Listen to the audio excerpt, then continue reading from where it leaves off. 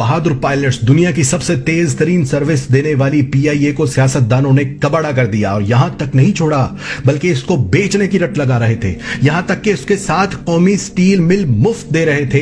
PIA की मिल्कियत America में मौजूद रोजवेलेट होटल गिरवी रख चुके थे, जिसकी नीलामी की तारीख मुकर्रर हो चुकी थी। कौमी एयरलाइन की service Kuwait, Iraq, Europe, America समेत मुतअद्दिद ममालिक में बंद की जा चुकी थी कि पीआईए आज बंद हुई कि कल। और फिर इसी इमरान खान ने पीआईए को कर्ज की दलदल से निकाला।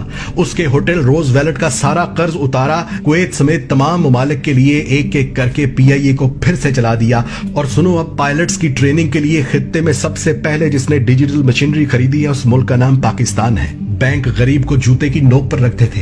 कर्ज छोड़ो, बिजली का बिल जमा करवाने के लिए भी लंबी लाइनों में लगते थे। कर्ज सिर्फ अमीरों को मिलता था और इसी इमरान खान की बदौलत वो सारे बैंक इस बात पर राजी हो गए कि वो अपना घर स्कीम में गरीबों को बिला सूद कर्ज देंगे। सैमसंग जैसी इंटरनेशनल कंपनी के मोबाइल फोन और टीवी पाकिस्तान में बन रहे। मोटरसाइकिल और इलेक्ट्रिक गाड़ियां पाकिस्तान में तारीख में पहली बार बन रही। सियाहत में पाकिस्तान को नंबर 1 डेस्टिनेशन पर ले आया। स्कर्दू का एयरपोर्ट चला दिया, जहां रोजाना हजारों मुल्की और गैर मुल्की सयाह आ जा रहे हैं। पहला वजीर आजम जो 18वीं तरमीम के बावजूद सिंध वालों को भी ट्रांसपोर्ट की सहूलत वफाकी बजट से दे गया। हिंदुस्तान की छाती पर पांव रखकर डैम बना रहा। गिलगित बल्तिस्तान को पाकिस्तान का ऑफिशियली हिस्सा बना दिया।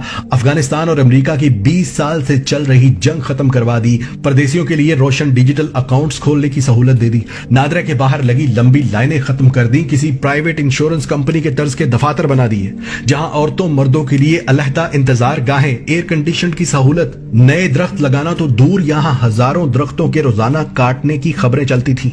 वहां आज करोड़ नहीं, अरब नहीं, खरब दरख्त लगा रहे हैं, जिससे दुनिया पाकिस्तान को शाबाश दे रही है। और जो पाकिस्तान 3 साल पहले तक सिफारती महाज पर अकेला हो चुका था, उसी पाकिस्तान की एक आवाज पर 56 ममालिक के सरबराहान ओआईसी का इजलास अटेंड करने पाकिस्तान आ गए। आज तक की सबसे ज्यादा एक्सपोर्ट इन 3 सालों में हुई। आज तक की सबसे ज्यादा रेमिटेंस इन 3 सालों में आई। आज तक की सबसे ज्यादा तेज इंडस्ट्री इन 3 सालों में शुरू हुई। अब मुझे बताओ कि मैं इमरान खान को किस चीज के लिए ब्लेम करूं? अमीर गरीब को एक निसाब देने के लिए, परदेशियों को वोट डालने का हक देने के लिए, किसान को फसल का पूरा मुआवजा देने के लिए, अरबों से अपने परदेशियों से बराबरी का सलूक करने की दरख्वास्तें करने के लिए, अमेरिका को एब्सोल्युटली नॉट कहने के लिए, मोदी को साड़ियां और आम भेजने की बजाय रिटेलिएशन की धमकी देने के लिए, अक़वाम मुत्तहिदा में ला इलाहा इल्लल्लाह कहकर हम लड़ेंगे का नारा लगाने पर, गरीब अमीर का एक जैसा इलाज करवाने पर, जखीरा अंदाजों के खिलाफ तहरीक चलाने पर, एक्सपोर्ट बढ़ाने और इंपोर्ट को रोकने पर, पुलिस को अवाम दोस्त बनाने पर, सहाफियों को झूठ बोलने पर सजा देने पर, किस चीज पर मैं ब्लेम करूं उसे?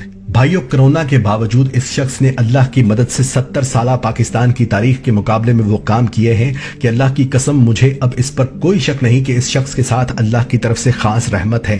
वरना 56 ममालिक में वाहिद एटमी ताकत, सरहदों पर दुश्मनों से घिरा हुआ मुल्क पाकिस्तान इसराइल और अमेरिका को एब्सोल्युटली नॉट बोलकर जाता कहां? अगर किसी को मेरे बताए गए एक भी लफ्ज पर शक हो तो अपने सोर्सेज से चेक करना। एक एक लफ्ज सच निकलेगा, एक एक बात हकीकत निकलेगी। और आज पहली बार मैं पाकिस्तान के साथ साथ इमरान खान को भी जिंदाबाद कहता हूं।